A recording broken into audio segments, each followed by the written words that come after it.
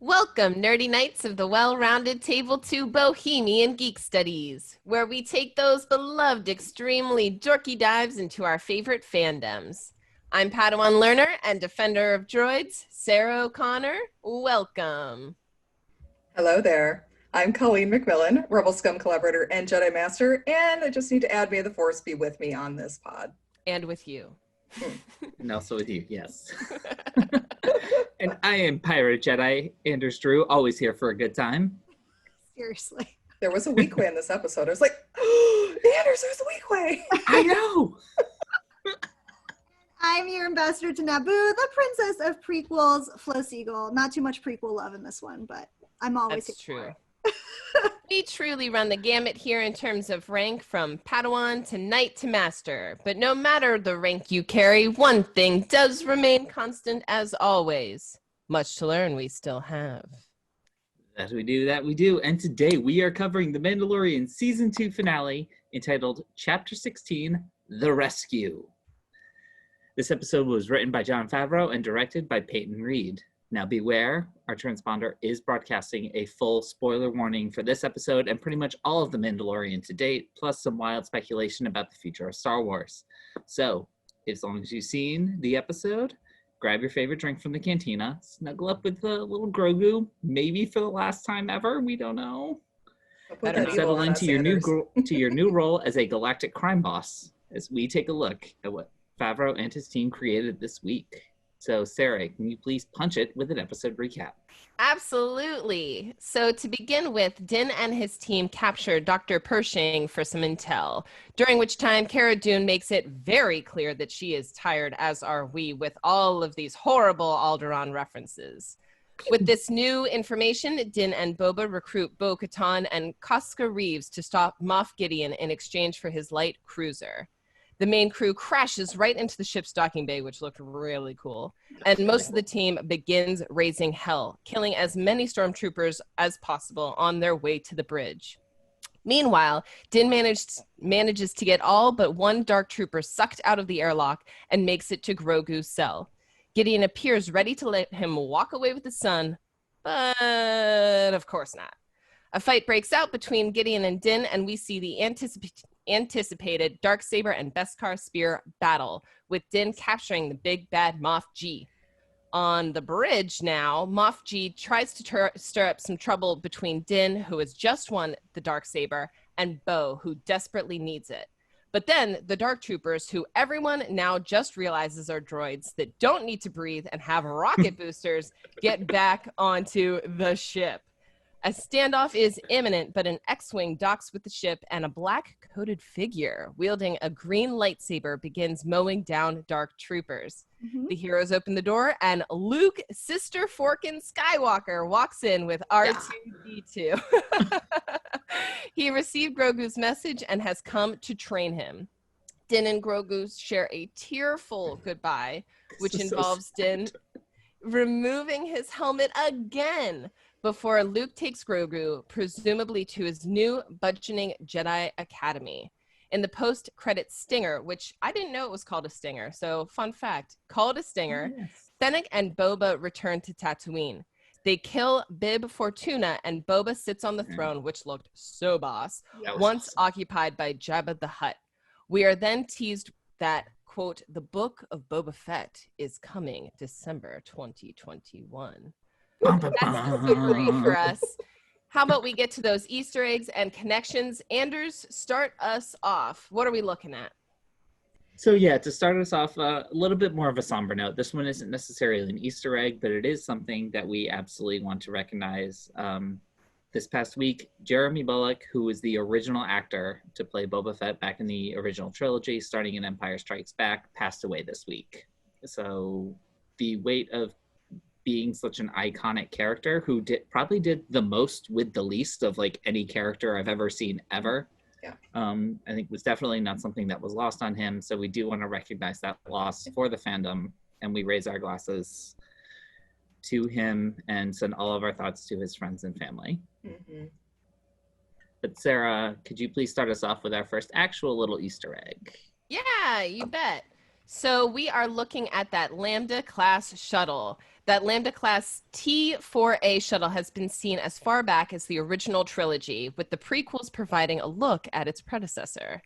This shuttle famously delivered the Emperor to the Death Star 2, the second one, as well as the strike team to Endor in Return of the Jedi. And Colleen, who's flying that shuttle?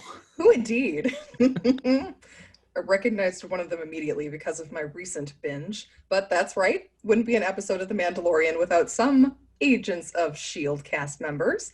The two shuttle pilots are played by Thomas E. Sullivan and Luke Baines. These two have played villains on that Marvel show. Sullivan as Nathaniel Motherforking Malik, for real. Hail Hydra.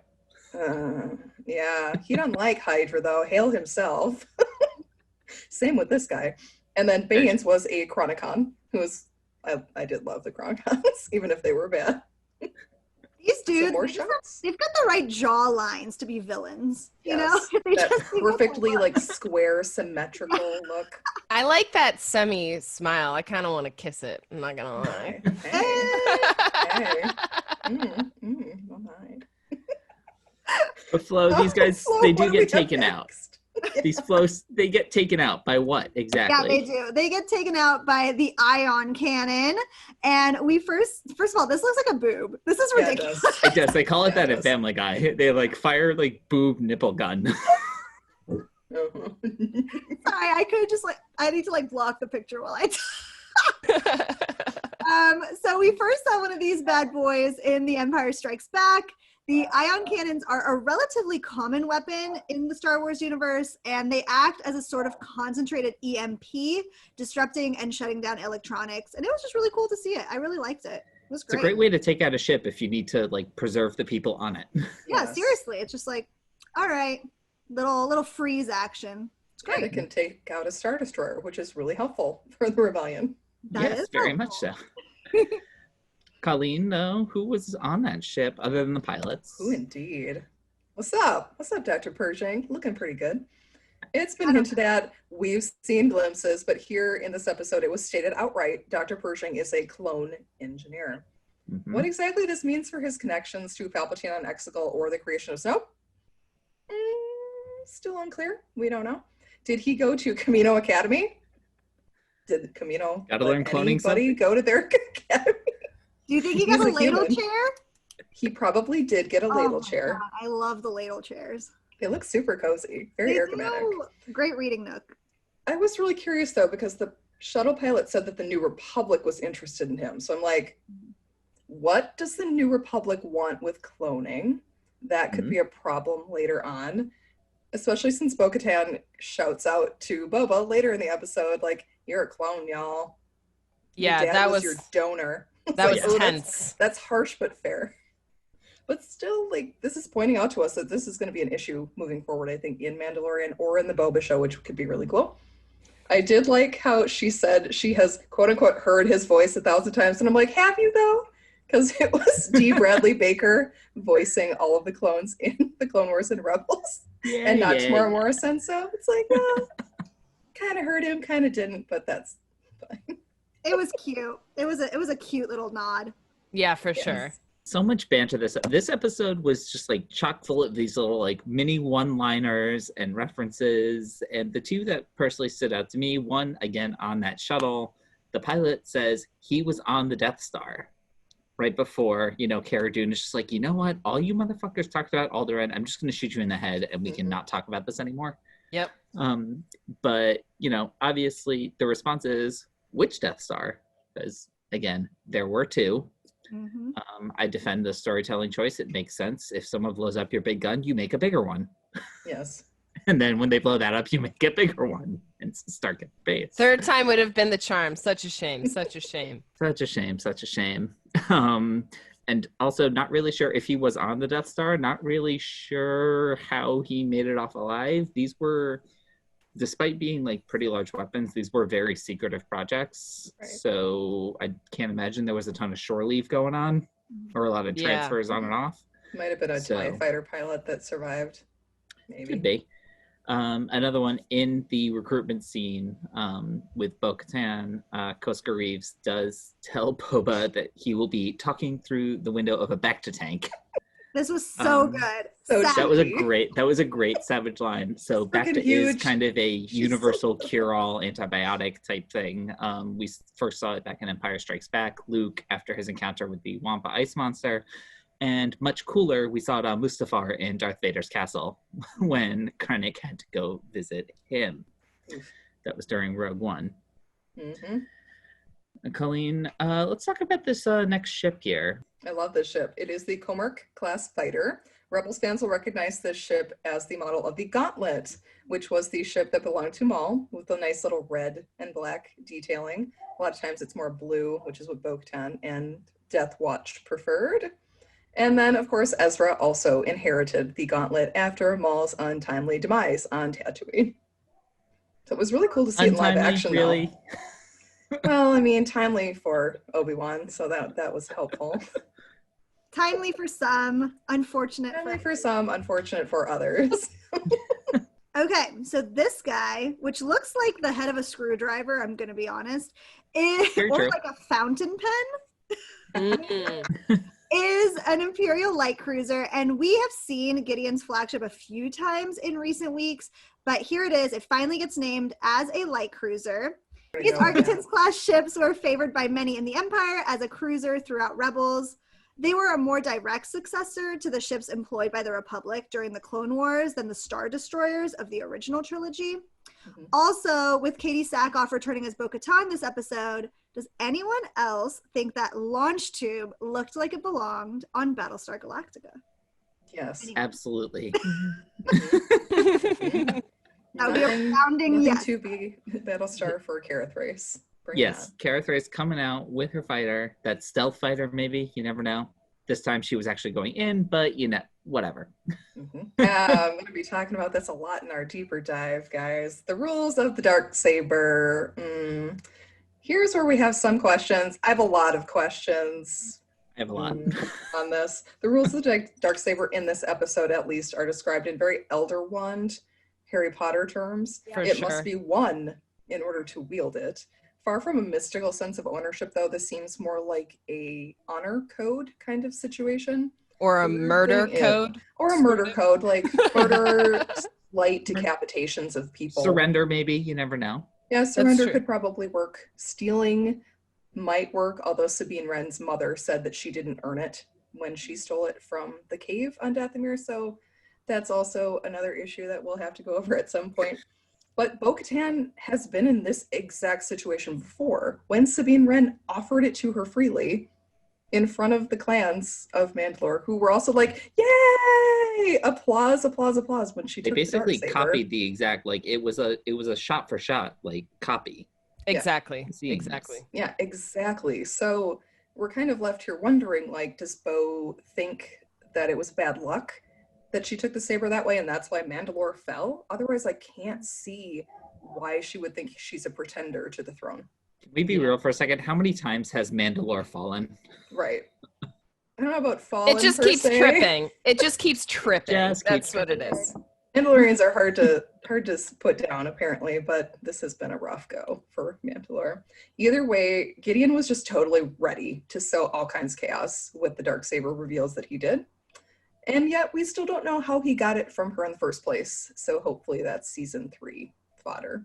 Honestly, like Moff Gideon was way too comfortable on the floor there, just like being giddy. Like, Mhm. shut up, dude. He was Why didn't they excited. like knock him out? Like, He what was are you doing? It took way too long. It took Ugh. way too long. But Right. next up is one of my favorite things ever, and that is an Ra7 droid. This droid first appears, well, this kind of droid first appears in A New Hope on the Death Star. These droids can be used as spies and have appeared throughout Clone Wars and Rebels. Watch Rebels. Most notably, the character AP5, the logistics manager who knowingly defected from the Empire to the Rebellion.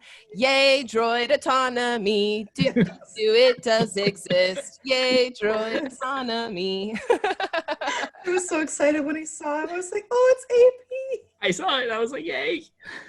I love AP5. Should we talk about some darker droids though? Yes, of course we can. Yeah. These ones I do not defend at all. No Okay, defense. they do look sick. Yeah, They do. They looked amazing. Okay, so This there whole- was some major vibes going on with these dark troopers. The way they move and throw din around, like, again, ragdolling, ridiculous. They shake off blaster bolts and they give some serious Terminator energy. And then when Luke is just mowing them down, like, it was easy, child's play for Luke. He Absolutely. almost seemed to be channeling his father, Darth Vader, of course, during the ending of Rogue One and Maul at the end of Clone Wars. He was just like intense. Also, we're going to talk about this probably in our reactions, but when he crushed them, Yes. that was like one of the highlights of the episode for me. I thought that was For sure. Was that because I'll forget later, was this like the only time that we ever see Luke use that force choke kind of? He's choked before. I don't think he's done the crush. At least Right. Never the not yet. crush. He did the choke in Return of the Jedi to one of like Jabba's minions. Okay. And this is more of a dark side. Well, yeah, Power. I was pleased to see him still in his like black garb. Like, He looked ooh, great. you're a bad boy. Look great. But yeah, he crushed that thing like a freaking Pepsi can. It was great.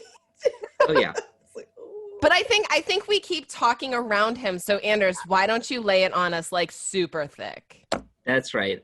Luke freaking Skywalker, the original trilogy's protagonist, appears to have absolutely heard Grogu's call from atop that seeing stone. I'm sure we'll get more into this a little bit in our reactions. I know some people have some hot and spicy takes. Which ones are hot and spicy? Actually, I'm not sure which. Still gauging the general fan reactions here. Yeah. But to see him here in that Return of the Jedi era garb, the green lightsaber, the black glove, everything about it to me was just like so well executed. Like we've never really seen Luke go to town like this. Right. The most we saw was when he kind of lost his temper against Vader on that Death Star 2, but we've never seen him really fight multiple opponents in this way. He get it from his daddy. Yeah. A little rage issue in the Skywalker line. I would totally get it from his daddy too, just saying. Again, Cheers. like the second we see that X-wing pull into the hangar, great little one-liner from Cara Dune. Oh, single X-wing, we're saved. That was funny. But like, and seeing it, and I mean, this whole time, like, we're like, is that really, like, are they really going to do this? Are they really going to do this? And then he takes the hood off, and they use what I'm assuming is the exact same tech that they used to bring Leia and Tarkin back for Rogue One. They improved upon it in Rise of Skywalker to get that younger version of Luke and Leia kind of training in the Force in that flashback sequence. It was, I mean, I thought it worked. I know little- some people it was were a a better- little it was a stiff. little stiff, but I thought it worked really well. They're like overall. coming up tiers in their ability Yeah, to do this. they're making it work. The music shifts in this scene. It's much less of that kind of like Western feel Hearing that we the get in Force theme Mandalorian, was and much wonderful. more towards that like John Williams full score type deal. Everything kind of shifts. So while Mark Hamill is credited as obviously playing Luke Skywalker, he voiced him, his face was the model. He was actually played on set by Max Lloyd Jones, pretty big mocap actor. He's got some credits around like the new Planet of the Apes films and such. So he's been doing this for a little bit. I was hype. Everybody, I'll say it. I was all hype when this happened. We'll put a pin in that hype for the reaction section. Yes, I'm sure we will. So Colleen, what's up next? Just so I can stop talking now. Yeah, and say speaking that. of hype. Not speaking about of hype, Luke. I was way more hyped about this moment when Din's mask came off again. For the second time this season, Din removes his helmet, in addition to shaving a little bit, like cleaned up in the area since his adventure with Mayfeld. This shows how much he really cares about Lil Grogu. Like, Grogu reached for his mask, and you could tell he's like, I just want to see your face before I go. Like, just your little punum. so cute. Their exchange, the goodbye, when Grogu touched his actual face, like seeing it for the first time, and then when he clung to Din's leg, I was like, no, this is not right. And then he said, don't be afraid, like, because of course he's the one that's actually afraid of what's going to happen next. Like, I cried on the second on my rewatch. Did not cry the first time for reasons that will be covered later, but second rewatch, tear factory. Yeah. Well, I mean, Grogu was hanging onto his leg, but then he saw a shiny new toy. Exactly. He's like, ooh. And that shiny new toy is R2-D2. Can you believe he's Yes. here? Angel can do no wrong. One of the best droids in the galaxy makes his live-action TV debut, and he is excited to see Grogu. They immediately begin one of the cutest ever contests for who is the cutest being in the galaxy. And I wonder, and maybe we can get into this in reactions, or maybe just here, I wonder if they knew each other from the temple days, which is one of the reasons why Grogu was more willing to let go of Daddy Dearest's leg and be willing to go to daycare. Yeah, maybe R2's sitting there like, I knew Yoda. He hit me in the face with his cane a bunch of times. on Exactly. Dagobah. Because I stole his food, Yeah, it's fine. which I don't need to eat. So yeah, so after this episode ends, we get into that post-credit stinger, and we see Mr. Bib Fortuna. That was cool. Jabba Big the Robert Hutt's Baratheon, you've gotten fat vibes. serious major. Yeah, so Jabba the Hutt's former right hand has taken up residence in Jabba's palace and does seem to be eating plenty of Jabba's food. This guy has gotten bigger. Bib here is played by Matthew Wood, who is the supervising sound engineer for The Mandalorian and who has a very long history of working on Star Wars projects, including voicing Bib Fortuna back in a small role in Phantom Menace and as the voice of General Grievous in Revenge of the Sith. Boba and Fennec come in, promptly wipe out everybody. Actually, on my rewatch, I really noticed Fennec wipes out everybody. Yeah. Boba just She wipes was out incredible. Bib Fortuna. And she lets the But no. Twi'lek slave girl go, which good. She does. She lets the slave girl go. Very, very noticeably, too. But not before Bib gets one last McClunky. That was great. dying. That It's like, hilarious really? line.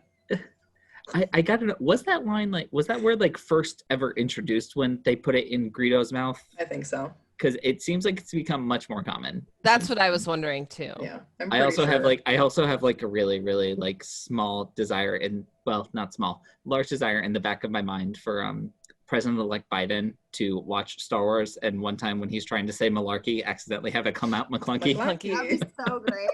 That would be hilarious. But he gets out that last McClunky before he is gunned down. So that Flo. Boba Fett takes the throne. Yeah.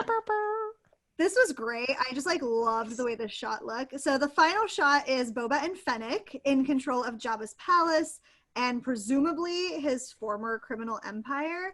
We get a final tease that, like Sarah said, quote, the book of Boba Fett, end quote, premieres in December 2021. So we don't really know what that means, but we'll talk about that in our reactions and predictions, I guess. And Fennec had that spotchka again. Man, Fennec looks Yeah, up. in that spotchka. Yeah, Fennec looked great. Chugging it.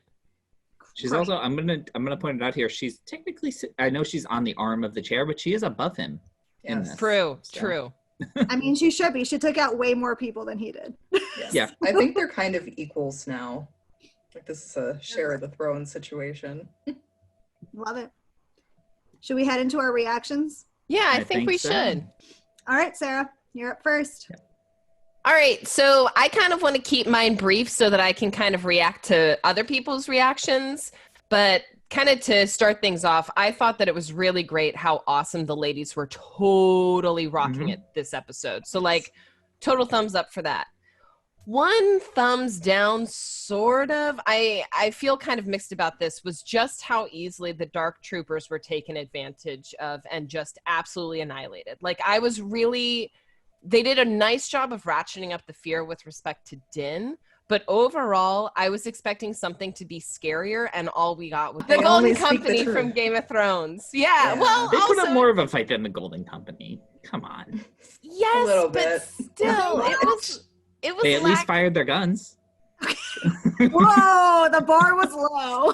Yeah, exactly. So I felt like it was very much more of drums in the deep with the fists on the walls and the everything, but then it just kind of fell flat. So I was really wanting a little bit more fear. And then another thing that we kind of got into was didn't Sabine just give the Darksaber to Bo in Rebels?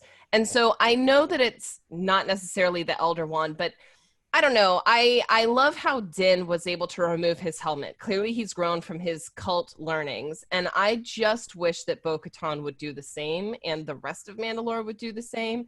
It seems like, as was critiqued in episodes, right? Kind of holding on to rules that don't make sense when they do apply, when they don't apply. It just kind of seemed like you didn't need to watch Rebels, although you should watch Rebels, to understand that, like, Bo-Katan had signed up for this mission with Din saying, "You'll get the Darksaber," period. And I guess the unstated assumption was that Bo-Katan was going to face off against Moff G. I get that, but that's not exactly what was said when the episode began. What was agreed upon was, you help me get Grogu, and I will help you get the Darksaber. Well, we got the child, but Bo-Katan did not get the Darksaber. So does anyone want to say anything about that at all? A lot, but I want to save it. Yeah, I'm a little confused by the rules. That's all I gotta say. Yeah. Okay. The rules seem very obscure. Do we think, and I think I know my answer for this, do we think that Moff Gideon, because he like knew so much of like, they're on the bridge now and wondering where I am, was his plan to have Mando beat him, get the Darksaber, and then turn Bo against Din? Was that his like whole plan? I don't think so. I think Really? it definitely I don't played, think that I was think his it long played game. into his head. Like, he used it once he found out Din was sparing his life. He's like, well, this is going to get interesting. Yeah. At that point, yes, I would say that that's his Yes. plan. But like from the time he actually like challenged Din and like tried to stab him in the back, no, I don't think that was his plan. What was the point of leaving Moff G alive? Because I don't get it. He's an ISB agent that has a lot question. Lot of info. intelligence, lot of intel. Doesn't seem more. He that tries they're- to kill himself, so he knows something. Yeah. Something big I don't know. that either has to do with Mandalore or probably Palpatine. Flo, He I'm has glad. something. I'm glad that you agree with me, because like it was just kind of like no one had any problem dispatching with all of these stormtroopers, but all of a sudden, just because it's the big baddie guy, we have to like dun dun dun leave him alive. Yeah. It just Only because Kara said that she wanted him alive. They kind of set up that would happen. I mean, fine, but like, don't you think he probably has a lot of intel just like on the ship, like in droids, Maybe or in not. computers or in whatever? Like, You it's never all know. in his head. A lot of the ISB agents were trained to have that kind of not keep a data record of stuff too.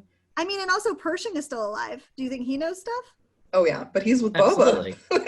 we don't know. Is he? I don't know. We don't Yep. even know where he is. right, Nope. exactly. So there were some things, very good, Flo. There were some things that were like dangling out there where I was just kind of Yes. like, I stand by and I stand for the Ahsoka episode. I understand that that we episode. were against the big baddie in this episode, so it was the finale, but for me it didn't seem like the finale, even though like the main mission, the main quest, right, was finally to get Grogu. Yes. They solved the main Satisfactorily. quest. Oh wait, Yeah, they are we, solved are the we main saying that we finally got the culmination of the main quest and we're Hey. complaining now? A main Yes. quest. That is- You move on to the next, which is very. I Just feel watching targeted. Flo's face. Very I'm having video so much game. fun right Hold on, now. hold on. I mean, it is very. Yeah, I mean, it depended how they wanted to do the main quest format. Like, is it going to be 2 seasons of Grogu main quest, and then the next 2 seasons are winning back Mandalore main quest? Because that would be a good balance. Yeah. It just Would it? depends where they want to take the story next.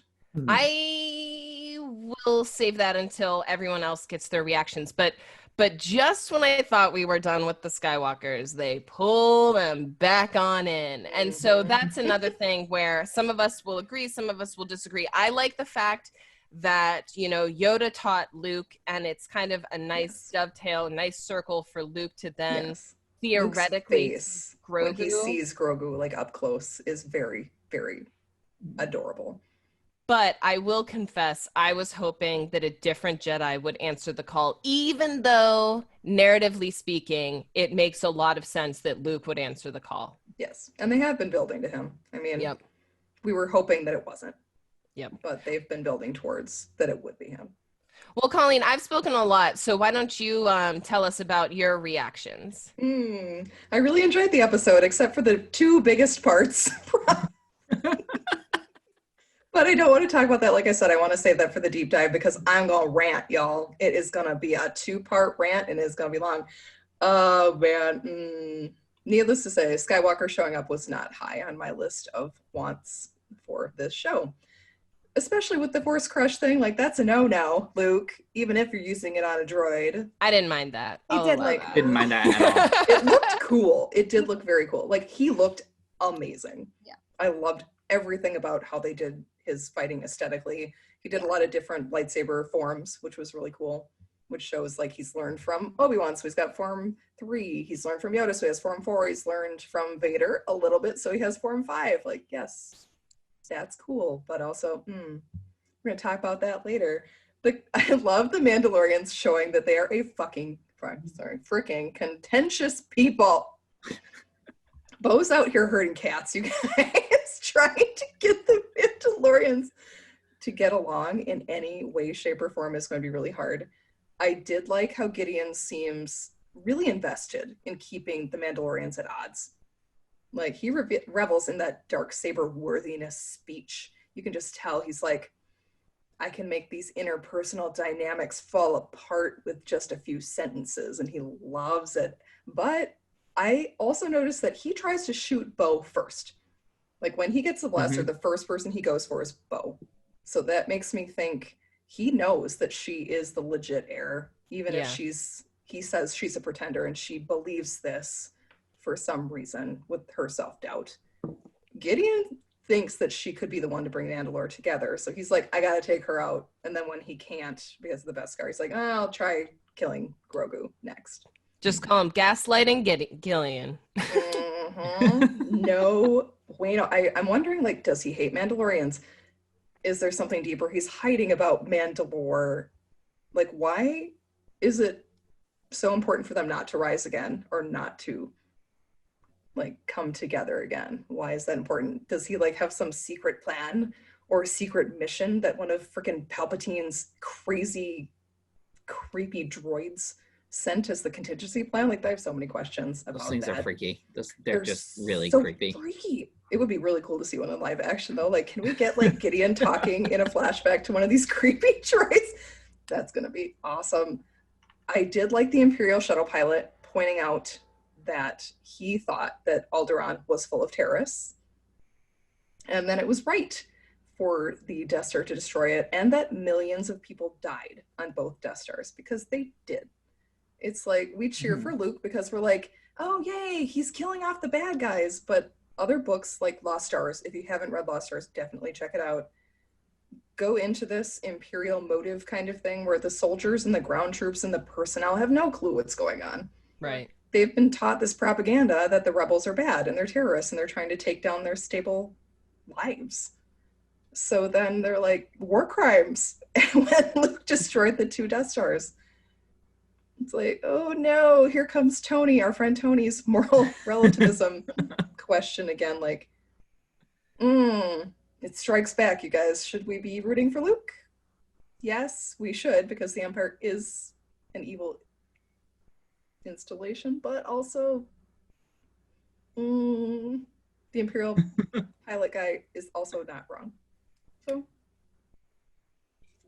interesting things brought up by this episode. Like, keep going here, Favloni, keep going. Absolutely. I definitely want them to keep diving into that. Like we said last week, they almost dipped their toes in it and then kind of pulled back a little bit. It's like, no, if we're gonna do this, like let's go in. Let's do it. Let's do it. Yeah. So for me on this episode, like, do I kind of wish that it wasn't Luke doing that? Like, was I really hoping for an Ezra Bridger or a Cal Kestis? I haven't actually played that game, but from what I understand, he's pretty cool. Yeah. That would have been great. That being said, hell yeah, baby. Definitely. Yes. Luke freaking Skywalker in his prime, mowing down those Dark Troopers. And Sarah, I'm going to pose this question for you. Like, feel free, don't answer now. Like, if you want to, like, think on it a little bit and when we do our roundup, come back with it. Okay. You know, you were saying he was mowing through those droids a little too easily. Would you have that same reaction if that had been Ahsoka doing that, or if that had been Ezra mowing through those droids? Would you have that same opinion? Luke is not as good as Ahsoka or Ezra. I'm so sorry. I got We caught don't up we there. don't know I can that because we answer that. haven't seen him in this element. We I haven't can seen him do answer this that yet. short and sweet. Luke is not the Jedi that Ahsoka is. And Ahsoka's not a Jedi. well, you know what? We're not going to get into that now. Ahsoka's like the epitome of what a Jedi could be. Yes. Yeah. Luke is still, like, he's one of the most powerful Force users in canon and legends. So it makes sense that he would be mowing through these people, but And I think Anders, you make an excellent point about this being Luke in his prime. Let's be clear. Like I may be dissing on Luke just a smidge, just because I'm a little bit disappointed. But seeing him in his prime, being able to do all of those things, if who, then a Jedi. So you're right on that. You're totally right on that. So, but even just going like even beyond that now into like the more like I said earlier, the de-aging effect, I think he was a little stiff kind of. Yeah. But other than that, he looked phenomenal. Yeah. They did a really excellent job with that. And if you are going to do a storyline that involves Grogu reaching out with the Force, trying to find a Jedi to teach him during this time frame, like I feel like while we would totally be ecstatic again if Ezra or Cal or someone else had come in, we'd kind of be asking the question, the hell's Luke doing? Luke is literally out there in the galaxy in this moment searching for Jedi to train. right. So they if you're they gonna did have straight line narrative, which is fine. If Yeah. you want to go that direction, that's fine. yeah, it makes perfect sense. And I mean, people like us, specifically like the four of us and, you know, a bunch of our friends, we have all this background knowledge. We know like all these side characters from all over the galaxy that we're excited to see. But for your run-of-the-mill fan who's only ever really watched the movies or whatever, to see Luke Skywalker come back on television like this, like, I'm not gonna lie, one of the reasons that I was thinking that they wouldn't do this is literally just a budget thing. I didn't think they would have the budget to do this, that de-aging effect for an episode of TV. Right. Which is also, I think, one of my main reasons. I'm not in a camp that like Luke is going to be a main character of this show moving. No, that's not happening. This is like a once a season type appearance, possibly a once a series. All that was just, it was so cool. Ties everything together, all the storylines together without overthinking it.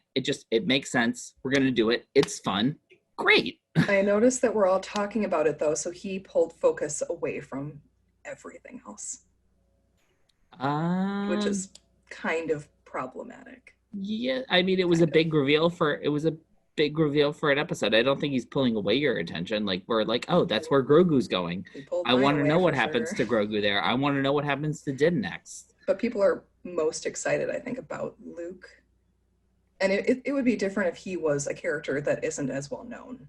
I think, because they have pulled people in. It would definitely be different. Rebels or Clone Wars, or agree. It would definitely Cobb be Vanth different from the books. That's a little different because people don't know who they are really, unless they're more of a deep diver. But Luke, he's the epitome of everything Star Wars. Yeah. So he is going to pull focus no matter what. And True. That can be tough. And I know that a lot of people are excited because he's great. Luke is a great character. He is fantastic. Mark Hamill, love him. Give me all the Mark Hamill. In this exact instant, that's where I was like, ugh, damn it. But again, moving beyond him, Gideon was also just awesome in this episode. That conversation where he's holding the Darksaber over Grogu. Not sure why Grogu's not just throwing him against the wall. I don't know if those are like force dampening cuffs. Is he still maybe. tired? Like, is he still tired? Like, Thank you. be. I'm sure there's an explanation. Every single movie, show, comic book that has people with enhanced abilities has some kind of a dampening collar or cuffs to put on. I feel like I'm it sure was the that's what it was. handcuffs. Yeah. Just like Obi-Wan in Attack of the Clones when he's like hovering there and he's got the cuffs on. Mm-hmm. Yeah, Flo, I see you. Talk to me more about Like- Attack of the You're Clones. like, what? I thought you were more excited about Obi being in handcuffs. I mean, nothing wrong with that But I either. mean, Gideon, the way he's like kind of like negotiating his way out of the scenario, very Thrawn-like to me, but then showing how he's not Thrawn-like when he turns around and tries to literally stab Din in the back. You know, I don't think we're going to get Luke's full Jedi Academy show in the future, so I'm really curious, like, what happens to Grogu? What happens to Din? Is the Book of Boba Fett a new show? Is it season 3 of this show? Yeah. Don't know. I'm sure we'll get into that more in our roundup. Where does everything fit into this? There are a lot of unanswered questions at the end of this. What's going on with the Darksaber? What's going on with Mandalore?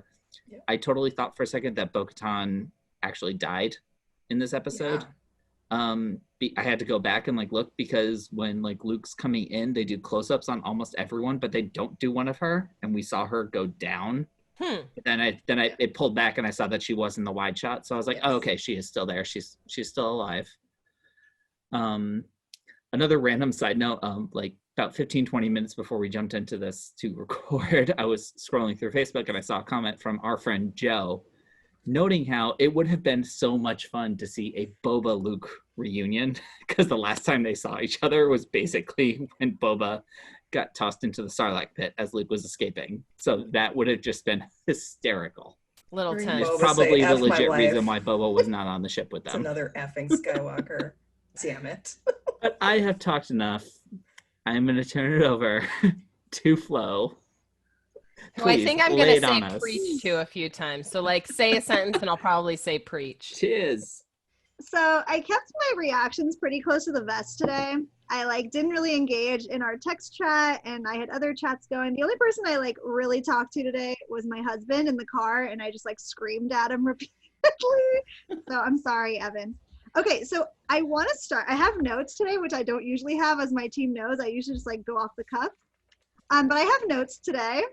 And I'm going to start with my really positive reactions, because I don't want to be a person who just like hates on everything all the time, because I didn't. I actually really liked this episode. I thought it was a great episode, a great Star Wars moment. I thought it was beautiful. I thought it was very, just very Star Wars-y, like in a way that we haven't seen that often in this show, which was really, really, really great. And I really love that. So I'm going to talk about my highlights first.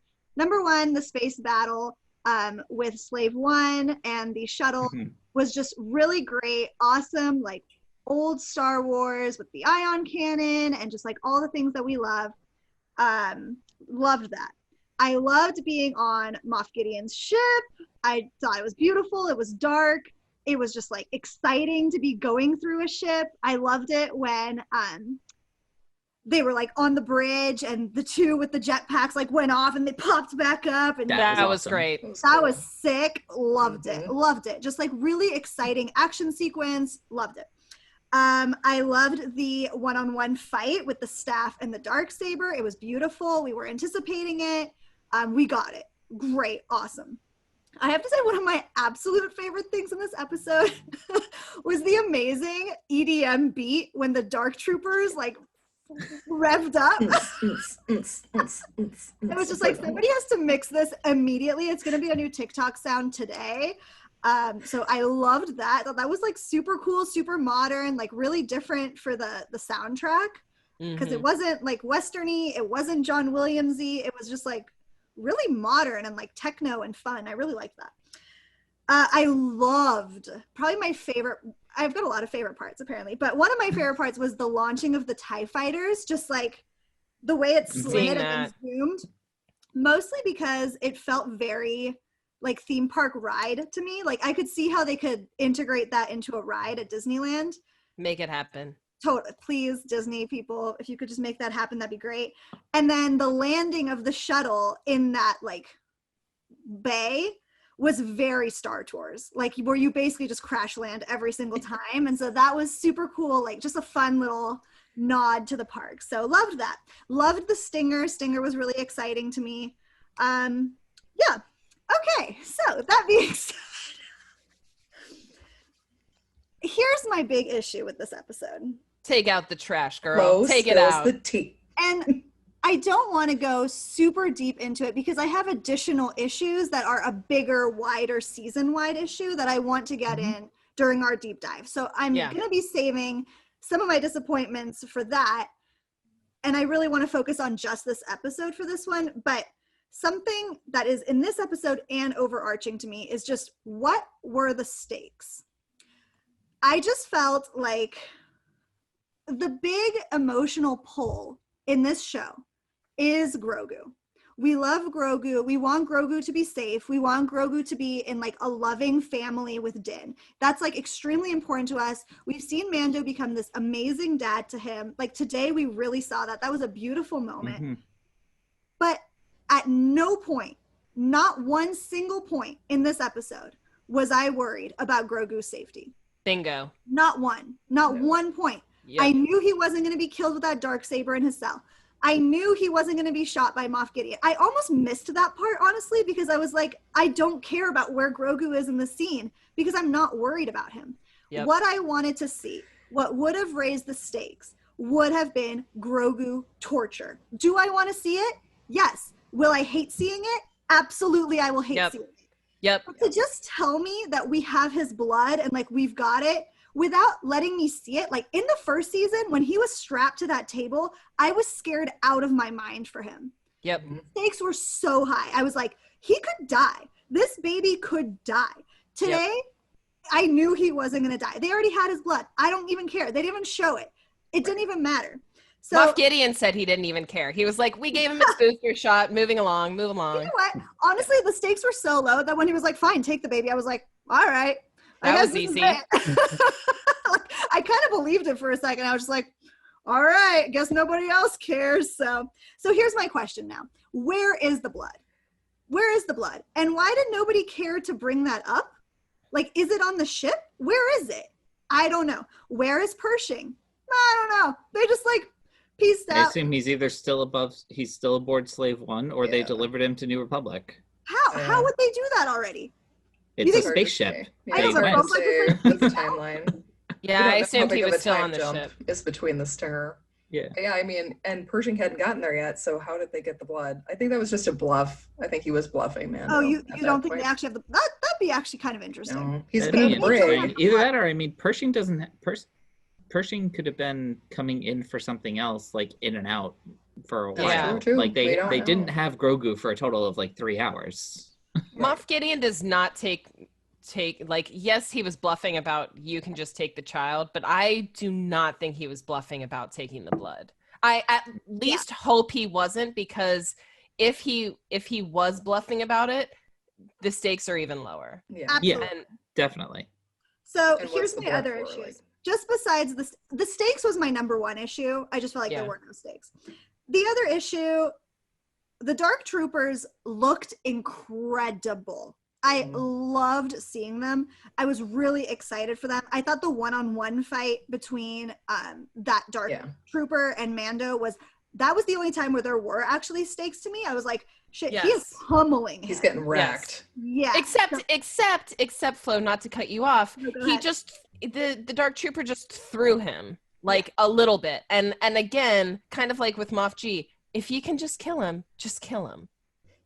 Yeah, I mean, I didn't have so He's much got of the an issue Beskar, with so that. Yeah, I guess the armor protected him a little bit. I but- didn't have too much of an issue with this, and I actually really liked the banging on the glass and the banging on the wall. That, I the actually tension That there was was big. tense. Yeah, that was good. It was tense, and I really liked that. However, they were useless. Like Sarah said, Golden Company status.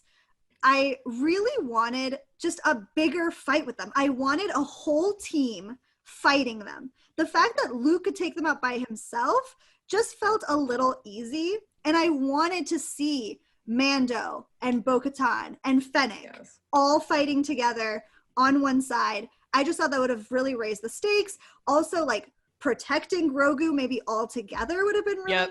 It just felt like they didn't mesh. I'll agree with you. I'll agree with you that would have been amazing to see. That would have been amazing. That would have been amazing to see. I will say, I mean, The I budget am was gone. though, Budget was and gone. I get that you and Sarah both are saying like Luke cut through them too easily, like, and I can see where that argument is being made. I'm just gonna say that I think it's illustrative of actually how powerful a Jedi actually is, and none of these people have ever really seen one in action. They don't actually know what it's like And look, to actually go against the Grogu Jedi. does. Like, he was touching the Grogu screen. does. Like, oh, Grogu- this is, Grogu I remember does. this. Grogu does, like Bo-Katan does, or whatever. But like, But as Flo Nobody said, else. like, Din had just seen that shooting these dark troopers was an ineffectual way to kill them. So then why does he take away his Beskar spear, put it away, and take out a gun again? I would have thought that Din was going to be a smarter warrior Din's than not that. smart. I We've said it before, he's not a Ravenclaw. no, he's not. Look, I don't want to take anything away from Luke. Yeah. You guys know I am mostly a movie watcher. Luke Skywalker, like Colleen said, is an incredible character. He's a huge deal for me, for my family. Like, he is a very big deal. My husband's so excited, like, basically was sitting on the top of the couch, just like screaming Luke at our TV. Yeah. And like you said, this is Luke at his height, right? Like, this is primo Luke, who we've never gotten to see. And that is exciting. It is. But it was so easy and so obvious. And I really found, as soon as I saw the green lightsaber, I was just like, and the As soon as I saw the X-wing, I was like, it's Luke. We're done. This is it. Like, it was too obvious on one end, on that side. Too many clues too soon. We didn't actually care when he took off the hood because we're like, well, we already know who this is. Well, Brendan wasn't sure. I think some people still weren't sure until the very, very end. So it was literally, it was the black glove for me that told me that this is almost definitely going to be Luke. I was holding out hope that maybe it was like Ezra or somebody under that hood, someone else we know who has a green saber. At one I was point, also really curious if that Sebastian Stan rumor was going to be true. Yeah, that's where I was like, ooh, is it going to be Sebastian? Like, because he's Marvel, so they could get him. He's Disney. At one point, I started praying that it was actually Leia. Yeah. Hers is blue. That would have been awesome. Yeah, her saber's blue. If it had been blue and it had been Leia, this would have been a different story because we've never seen Leia do that. If it had been Leia, I would have lost my mind. I would have lost my frickin' mind, and it would have been amazing. So I'm disappointed. I'm disappointed on a broader scale that doesn't have to do with this episode. I understand what they were doing. Yeah. Oh, yeah. At the same time, I just feel like they've moved away from Baby Yoda, as I will still refer to him. The show is called The Mandalorian. I understand, but the past, 2 seasons have been really centered on Grogu, have been really centered on our love for him. Everything has been centered on him. He's a huge deal. And now to pull him away from the show and kind of replace that Din Grogu relationship with what we're assuming will now be more of a Din Bo show. And some sort of like fight for Mandalore, restoring Mandalore. Like, obviously I have not watched Rebels and I fully appreciate that. But speaking for the people who are more movie watchers and less into, the other TV shows and the books and the back lore, I am not invested in Bo-Katan in the same way that I'm invested in Baby Yoda. Like, I'm not. And so they did not do enough this season to make me feel invested in Bo. Flo, let me ask you. They're going to have to do that next season. So did you feel as invested? Well, I'm trying to remember. Baby Yoda, Grogu, he showed up in the first episode, right? He was basically the last shot of episode 1. Touchstone of the entire series. Okay, because I think they could have done it. I think it would have been possible. And again, I'm going to talk about this more in my deep dive, but I feel like time was, again, people are going to hate me for this, and that's fine. I feel like time was wasted in prior episodes in this season that could have been used to foster that relationship, to bring Bo back up. What if he had telecommunicated with her in a previous episode, just brought her up again so that she was at the forefront of my mind a little bit more often? Yeah. Just bringing her up again in this episode, I don't care.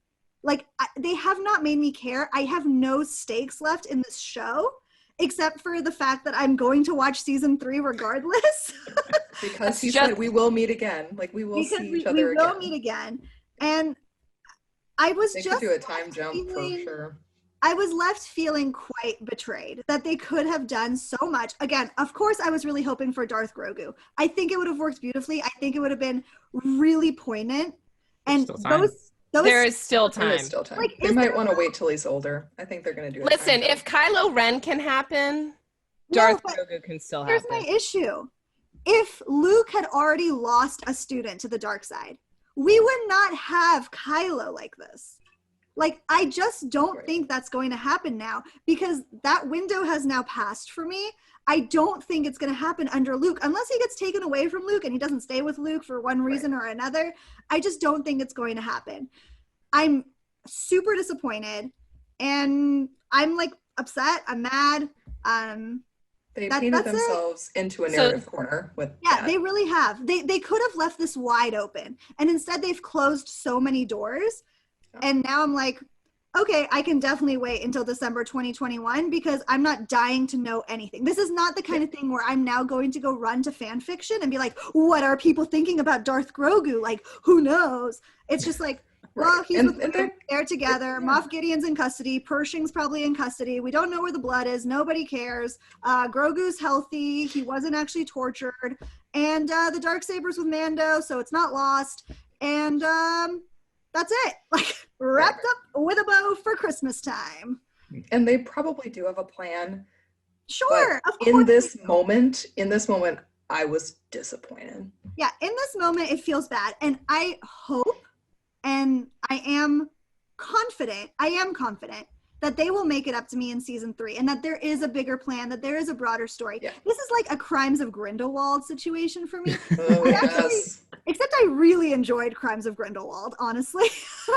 But still, that reveal at the end was like, what? But at least there was a reveal at the end that was a cliffhanger, where I can be like, I'm still waiting to find out how they're going to buckle this up for me and make me feel really excited about it.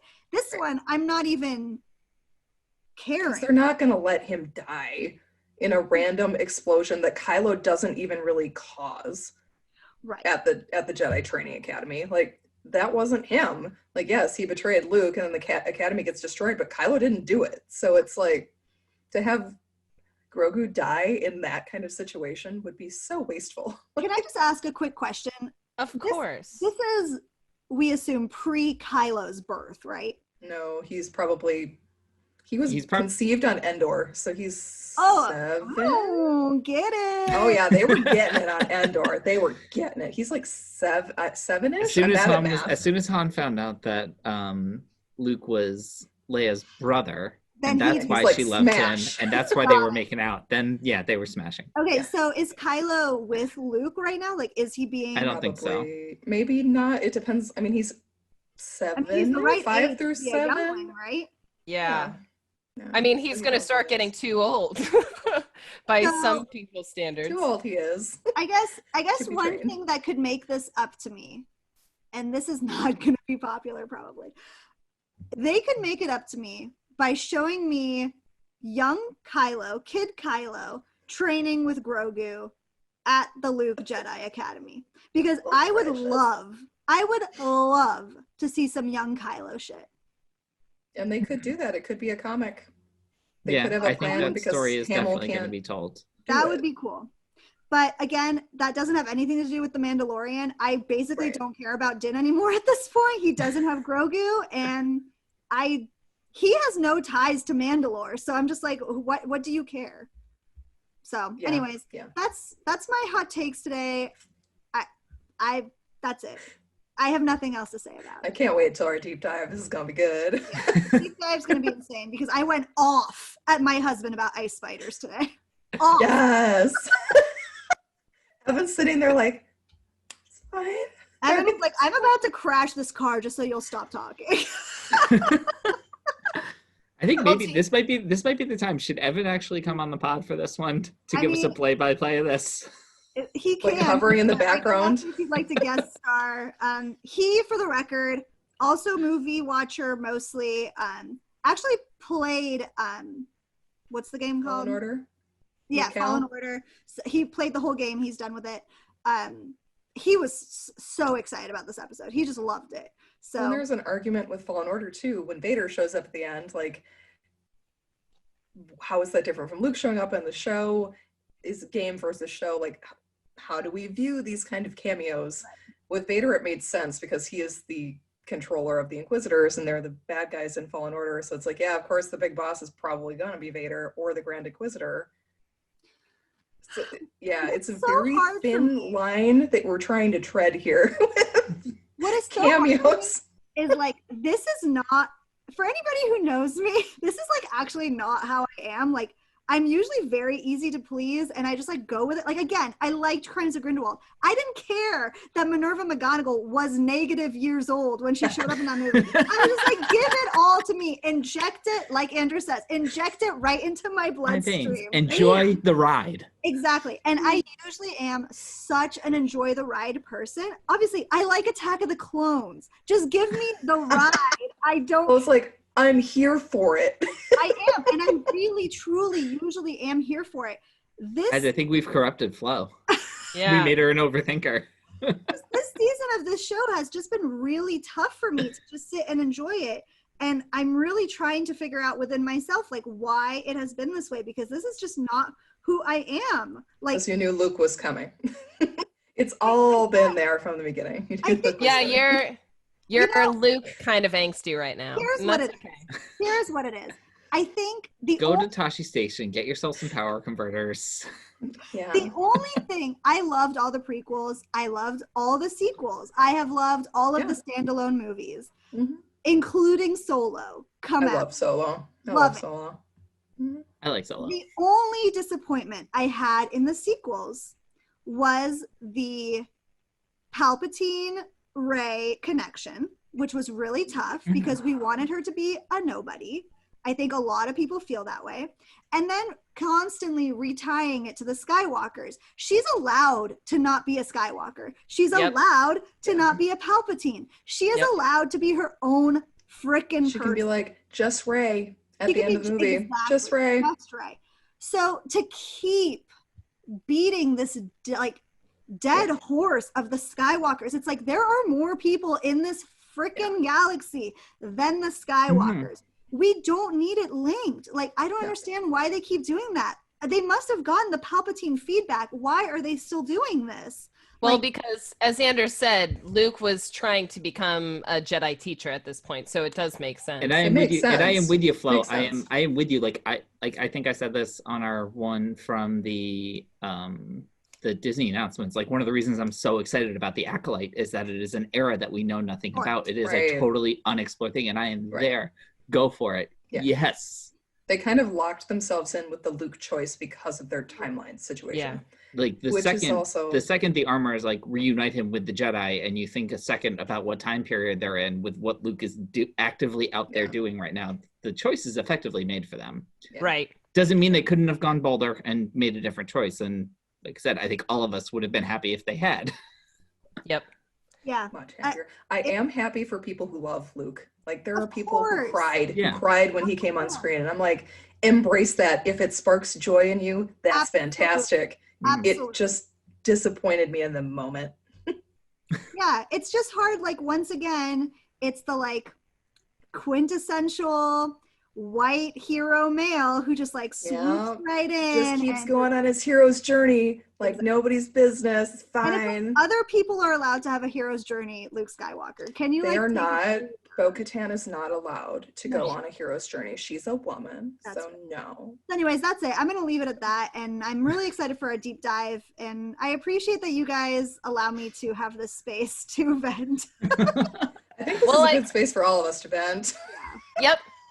And I think that's where we should end it, because we're going to be saving our season 3 predictions for our season 2 roundup. So thank you so much for being here with us today, and come back next time when we continue exploring The Mandalorian for one last time until season 3, as well as other geeky goodies. You can enjoy us in our podcast format or YouTube. Either way, make sure to please subscribe and check out our website at bohemiangeekstudies.com, where you can watch all of our episodes, enjoy Colleen's book corner, where she's reviewing Star Wars literature, and contact us through email and social media. Follow us on Twitter and Instagram for a chance to win our holiday gift giveaway, which is fantastic. Flo, could you show us a piece of Yes, that prize? I will be giving you previews of things that are included in the grand prize. So today's preview is the amazing picture book, perfect for every kid in your life. It is Home Alone. stunning. It's beautiful. We love it. We read it every night at my house. My daughter Charlotte calls it the Kevin McAllister book. So she's all about it. So this is included in the grand prize. Yep. So first prize includes a Home Alone bark box, mug, puzzle, I love puzzles, magnet, book, shirt, sweater, and a freaking Funko Pop. So thank you so much for joining us, and always keep telling our other nerdy knights to join us because it really does help. We'll be back after the new year with our Mandalorian final episode, doing a roundup of the second half of this season. In the meantime, we'll be releasing a holiday episode, and the BGS ladies will be finishing up Outlander Season 2. Until next time, Beskar spears and darksabers up, and keep those episodes streaming. Bye, everyone. Bye, guys. So long.